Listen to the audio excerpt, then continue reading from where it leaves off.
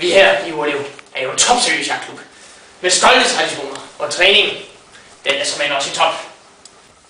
Hvad sat? Kom, drenge. Men lerduemaskinen er desværre gået i stykker, så vi har problemer med at få lerduerne til at flyve ordentligt, så de kan desværre ikke ramme. Tryk! Men vi har jo fundet en løsning. Hvem skal så løbe i dag? Du slap først fri. Det blev Mads! Zigzag, Mads! Zigzag!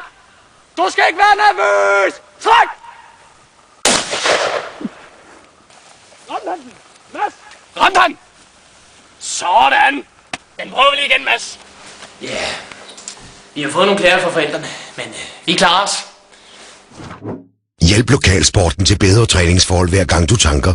Få et OK benzinkort gennem din lokale forening. OK. Altid billig benzin.